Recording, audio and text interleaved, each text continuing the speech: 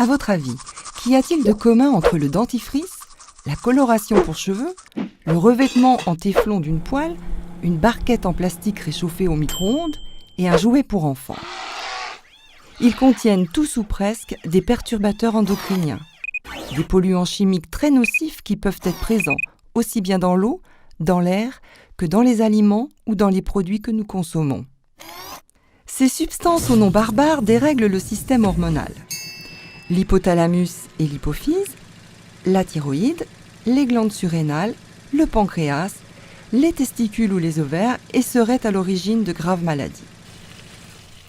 La sensibilité aux perturbateurs endocriniens peut varier selon les périodes de la vie. Les enfants, les adolescents, les femmes en âge de procréer, enceintes ou allaitantes, font partie des populations les plus à risque.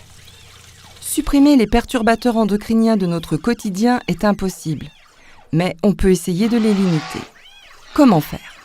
Le contact des aliments avec le plastique, particulièrement en cas de chauffage au micro-ondes, est à éviter.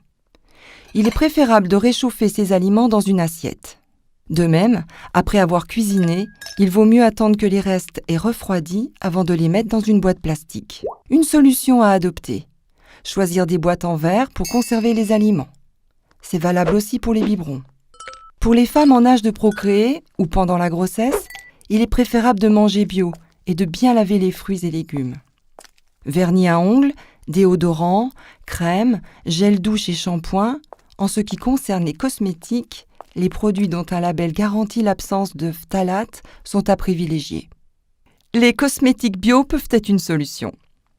Les vêtements neufs peuvent également être une source de contamination. Il est fortement conseillé de les laver avant de les porter pour la première fois. Dans la maison, les substances chimiques présentes dans les meubles, les peintures, la décoration, mais aussi les désodorisants et bougies parfumées sont relâchées dans l'air. Elles rejoignent alors les poussières qui seront respirées par toute la famille. Aérer son domicile tous les jours et passer régulièrement l'aspirateur sont des gestes simples à adopter. Pour faire le ménage, les détergents nocifs et irritants ne sont pas toujours obligatoires. Bien souvent, de l'eau peut suffire. Les produits naturels comme le vinaigre blanc, le jus de citron et le bicarbonate de soude sont également des solutions. Et enfin, pour protéger les enfants de nombreuses substances chimiques indésirables, il est préférable de laver les jouets quand cela est possible ou de les sortir de leur emballage plusieurs jours avant de les présenter à l'enfant. En résumé, en cuisine, évitez le plastique. Pour les cosmétiques, faites confiance au label. Textiles et jouets, lavez-les avant de les utiliser.